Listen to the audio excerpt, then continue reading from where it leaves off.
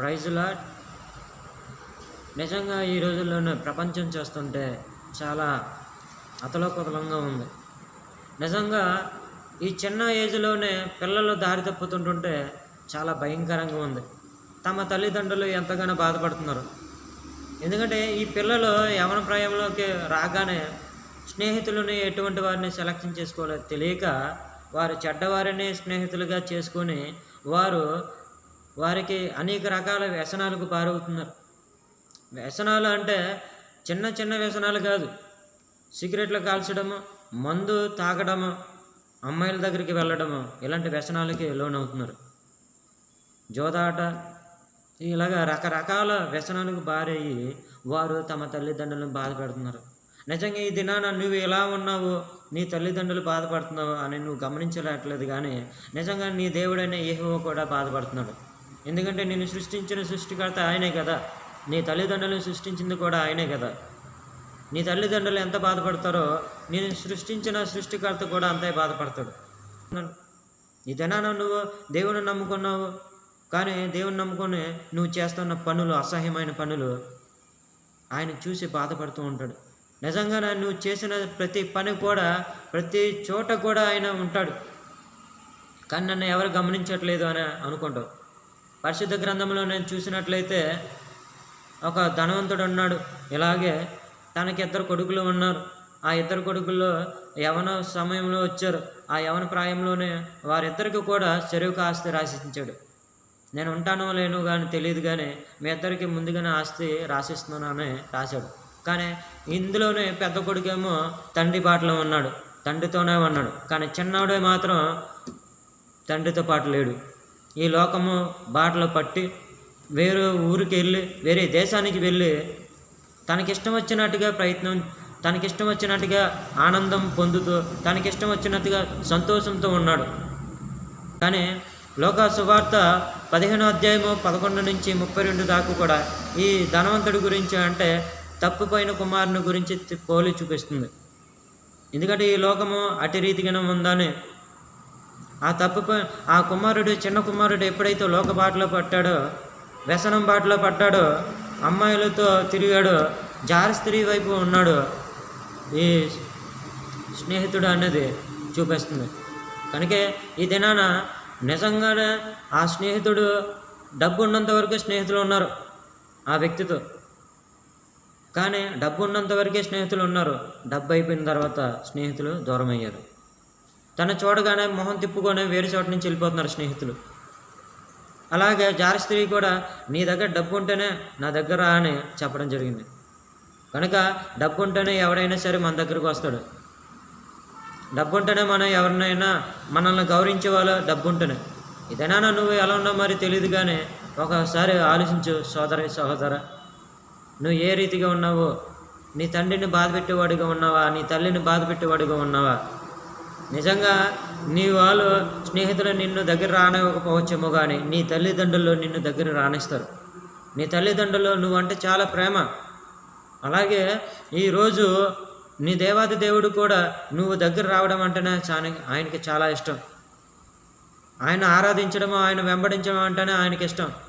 నేను చర్చికి వెళ్తున్నాను కదా అని మామూలుగా ఉండి ఉత్తప్పుడేమో చర్చికి వెళ్ళడము, అయిపోయిన తర్వాత సినిమాకి, షికారులకి, లోకాసుల వైపు తిరగడము, ఇలాంటివి చేస్తుంటే నీ దేవాది దేవుడైన తండ్రి ఎంత బాధపడతాడు ఒక్కసారి గమనించు. తల్లిదండ్రులారా, మీ పిల్లలని ఎలా ఉంచితే రేపొద్దున మీకే ప్రమాదం. మీరు వృద్ధాప్య దశలోకి వచ్చిన తర్వాత వారు మిమ్మల్ని చూడడం అనేది అసాధ్యం.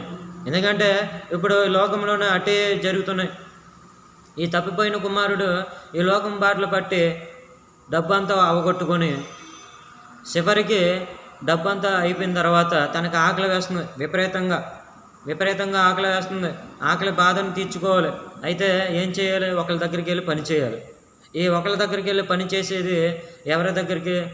ఆకలి అనేది చిన్న పెద్ద అని చూడదు కదా.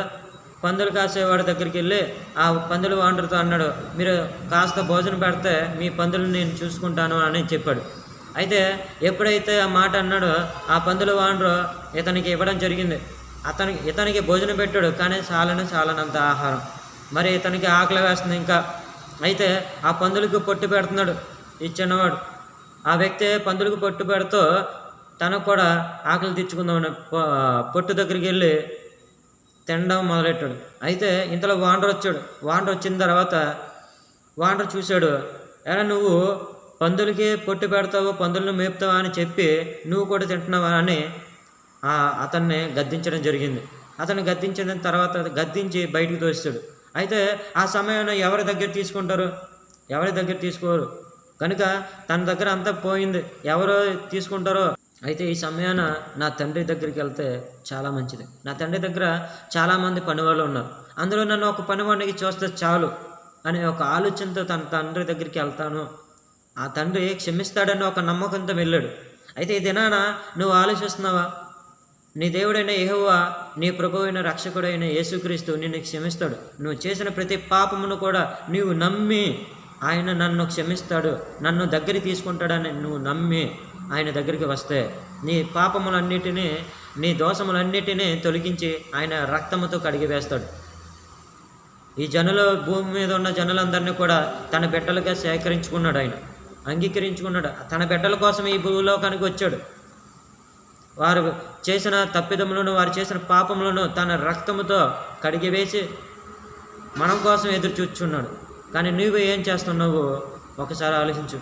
నిజంగా నువ్వు తప్పిపోయిన కుమారుడు తండ్రి దగ్గరికి వచ్చినట్టుగా నీవు కూడా దేవుని యొద్దకు వస్తే ఎంత ఆనందం అండి. నిజంగా నీ తల్లిదండ్రులు ఎంత ఆనందపడతారో. ఈ సందర్భంలోన ఆ వ్యక్తి ఎప్పుడైతే తండ్రి గురించి ఆలోచించిన వెంటనే తండ్రి దగ్గరికి వస్తున్నాడు. తండ్రి చూస్తున్నాడు, నా చిన్న కుమారుడు ఏమయ్యాడు, ఆ చిన్న కుమారుడు వస్తాడా రాడా అని చూస్తూ దూరంగానే కనబడుతున్నాడు. ఇంతలో ఆ వ్యక్తి ఎవరో ఏంటని, నిజంగానే నా చిన్న కుమారులా ఉన్నాడనే గుమ్మం దగ్గర నుంచి చూస్తూ దగ్గరికి వచ్చేసరికి చిన్న కుమారుడు. అయితే ఈ వ్యక్తి ఏమయ్యాడు, మొత్తం చిరిగిపోయిన బట్టలతో, మాసిపోయిన బట్టలతో నీరసంగా చూడలేని స్థితిలో ఉన్నాడు ఆ చిన్న కుమారుడు. అయినను తన తండ్రి గుర్తుపెట్టాడు, నా చిన్న పిల్లాడే, నా కుమారుడే అని గమనించి దగ్గరికి వచ్చి కౌగులించుకొని తన మెడ మీద ముద్దు పెట్టుకొని సంతోషపడ్డాడు.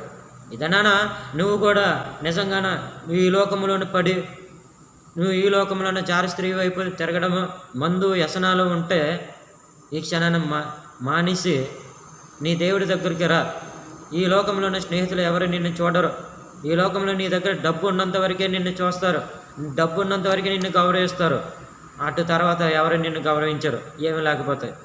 అప్పుడు నువ్వు నీ తల్లిదండ్రుల దగ్గరికి వచ్చిన నీ తల్లిదండ్రులు అంగీకరిస్తారో లేదు కానీ పరలోకమందున్న దేవుడు నిన్ను అంగీకరిస్తాడు. పరలోకమందున్న దేవుడు నిన్ను చేర తీసుకుంటాడు. కనుక ఈ దినాన నువ్వు ఎలా ఉన్నావు అనేది ఆలోచించకుండా దేవుని వైపు తిరుగు, దేవుని వైపు మల్లు. ఎందుకంటే దేవాది దేవుని యొక్క చిత్తము తెలుసుకో.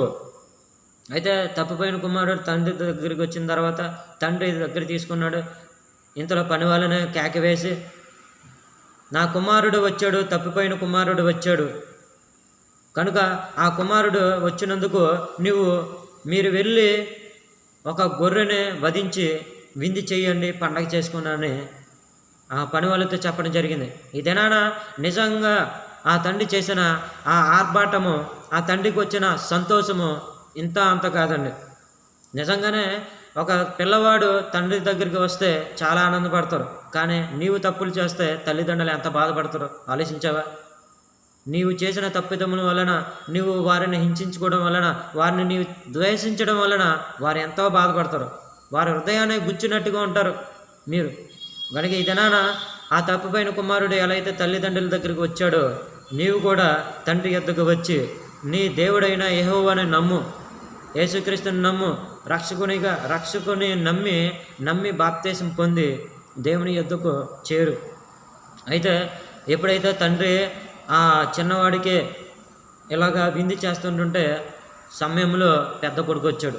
పెద్ద కొడుకు వచ్చిన వెంటనే ఏమంటున్నాడంటే, ఎవరు వచ్చారు ఏంటి సందర్భం అని అడిగిన వెంటనే పెద్ద కుమారుడు ఆ పని వాళ్ళు అంటున్నారు, మీ తమ్ముడు వచ్చాడు అని.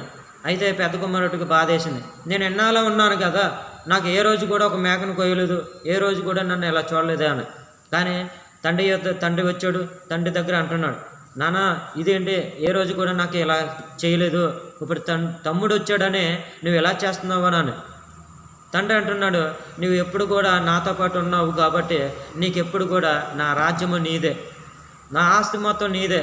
కానీ నీ తమ్ముడు చనిపోయి మళ్ళీ బ్రతికి మన దగ్గరికి వచ్చాడు కనుక మనం మీ తమ్ముడిని దగ్గర తీసుకోవాలి అని చెప్పి ఓదార్చాడు.